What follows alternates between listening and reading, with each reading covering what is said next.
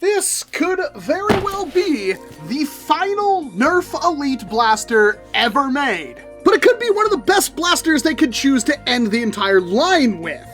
Except for like a NERF Junior blaster or something. But these are the NERF Destiny Ace of Spades hand cannons that I finally got my hands on after pre-ordering them about a month ago. Unfortunately for me, I don't really play Destiny 2. I did play an absurd amount of Destiny 1 though. And while I'm not super familiar with the Ace of Spades itself, hand cannons were my favorite weapon of choice. Thank goodness there's a box inside. Oh my.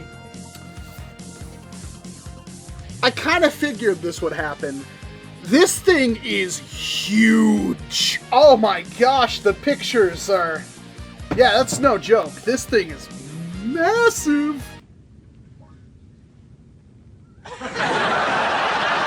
I know it's supposed to be a hand cannon, but for crying out loud, this thing it's bigger than a Strife. Weighing in about $50 US, which is kind of an expensive price for this. The closest thing I can kind of equate this to is the NERF Ultra 2. This seems to be an elite version of that Ultra Blaster, and those cost about $25. This is double, but it is a branded thing, and maybe it is actually different. It is a NERF limited product, and quite honestly, this is the only one that's come out in a while. And who knows, it might also be the last one of those. Takes 4 AA batteries, so we already know it's not gonna be pro performance or anything like that. There's not a whole lot on the box itself.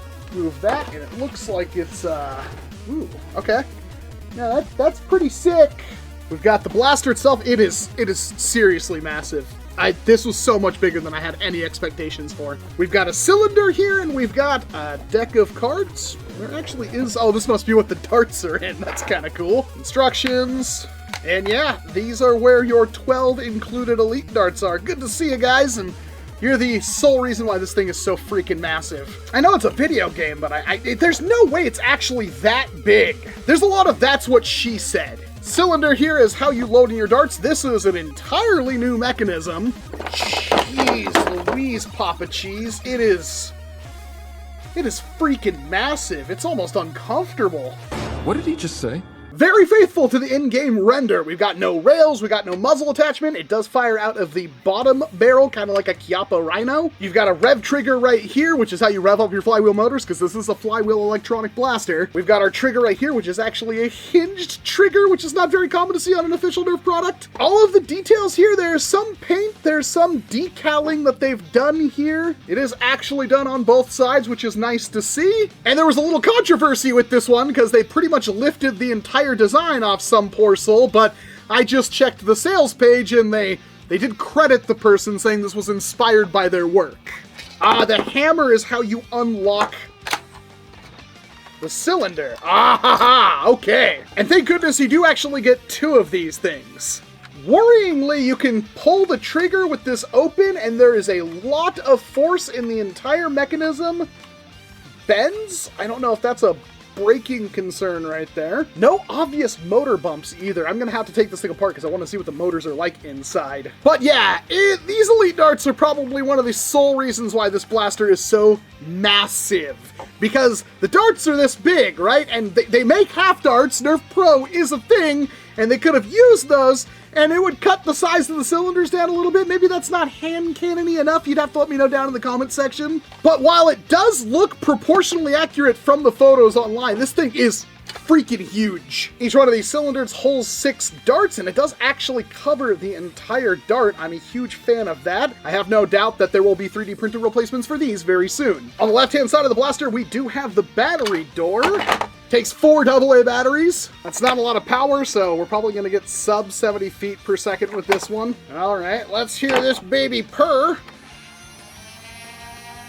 Maybe it's just been a while since I've done a stock flywheeler. Oh, and there's a switch that deactivates it when that swings open. That sounds really wimpy. Shove our cylinder in there. Can we cowboy it? Nah, no, it doesn't like that. Ooh, it did not like that at all. Okay, well, not bad.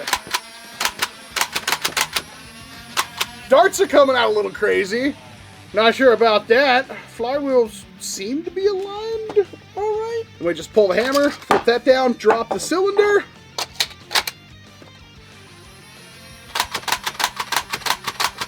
It's really easy to load these in. It is really easy to slam the cylinder closed. You can kind of cowboy it. It doesn't feel like it wants to. The linkage there isn't the stoutest. The grip is reasonably comfortable, as you can kind of expect. Thanks to this hinged trigger, it's actually really easy to pull it, even for my smaller hands. And the sights are... I was gonna say the sights are remarkably good, but this hump right here completely obscures your front post, so never mind. That doesn't work at all. Well, it's time to see what this baby can do. And no, I don't think I'm gonna open the other one yet. Pitting the NERF Destiny Ace of Spades against the indoor range didn't really yield any surprises. If you've paid attention to the NERF for the last decade, you know exactly what to expect here. Velocity-wise, we're getting the standard NERF Elite velocities of around 70 feet per second using the included NERF Elite darts. Which, if anything, at least it's consistent with that velocity. But the accuracy of the Ace of Spades isn't really hand cannon-esque. I'm not quite sure what it is, but I just had random shots coming out almost backwards, sideways, upside down, going pretty much anywhere but the target. Swapping to the new Adventure Force Meteor darts, which are way cheaper and way better than NERF Elite darts, accuracy did improve and velocity didn't really change. If anything, it was a little bit more consistent on the high end. And while we did get a little bit of bump of accuracy, it still didn't exactly fire where you pointed it. Probably has something to do with the obnoxiously long barrel on this thing. You got two plastic wheels that are spinning in opposite directions, you shove a foam dart between them, and then that foam dart's gonna bounce around in that plastic barrel, and the longer that barrel is, the more room it has to slow down and bounce around. Yeah, you're gonna wind up with some accuracy issues. But at this point, even at the $50, it actually is kind of a compelling offer if you just wanted something that looked and felt like the Ace of Spades with the bonus points of actually firing a foam dart. And for the first time in NERF Limited, I feel like cosplayers and LARPers really did win out with this one.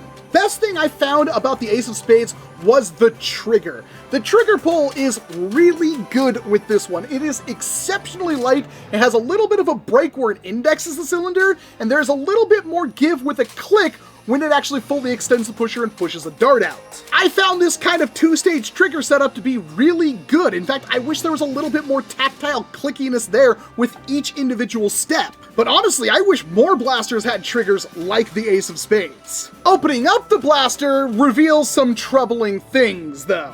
First of all, this thing does feel kind of flimsy and thin, and that's a nice way of saying this thing doesn't feel like it's worth its $50 price tag.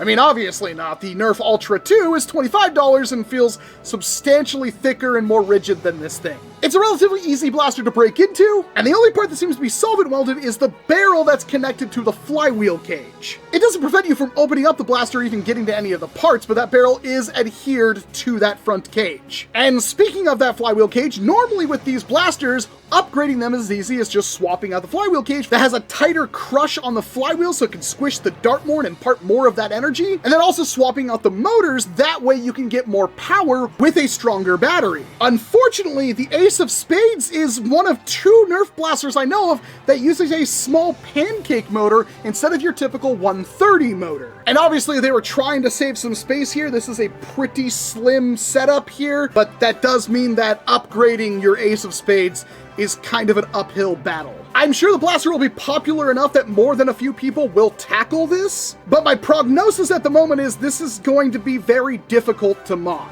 You could overcome the full-length dart issue by just having a cylinder that has little spacers in there, so when it pushes the dart forward, it actually pushes a spacer, and in front of that spacer is a half-length dart, which are far more accurate, but those tiny motors lead to some issue. In fact, the only thing I can think of off the top of my head that I have that's even remotely going to fit in there are small brushless motors. I mean, technically I have the capabilities of putting those in here. But who are we kidding here? If you are a fan of Destiny 2 and you like this hand cannon because it is iconic, it is Cayde-6's weapon and hand cannons are super fun, you already bought one of these things. You probably got it way before I did. And these have been available for pre-order for over a month on Bungie's website. I'll have a link down below where you can pick one up. And all of this is kind of a shame because the NERF Ultra 2 is a blaster that NERF really needed to kind of tackle a couple more times and they just never did. The Ace of Spades is really compelling for a foam dart blaster, but I wish they would tackle this exact same mechanism on something that isn't the Ace of Spades and reiterate and improve on a couple of these things. But the fact that they could get a functional flywheel foam dart blaster inside a package, like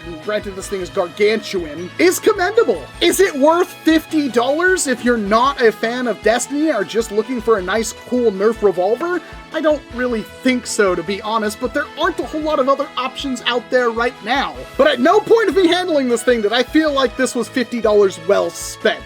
And while it's perfect for the Nerf fan out there that's also a fan of Destiny and might have like a Nerf office battle or two, this thing doesn't really have much application past that. It looks and feels the part, and the mechanisms they have, especially behind the barrel, which, man, this thing cut down would actually go really hard, are simply some of the best Nerf has ever done. This reload mechanism, that is really fun, except for the fact that it feels so flimsy. I would give the thing a solid C+. A middle of the road. They obviously tried. It has some setbacks. I think the price is a bit too high. I think it's a bit too flimsy. They are obviously trying to do a lot with very little here. It's a prop and cosplay piece first and foremost, and for the first time, it's actually at a really acceptable price tag. It might be a little bit out of scale, but it's proportionally correct. And honestly, it just kind of looks sick sitting there like that. You'll want this on your desk.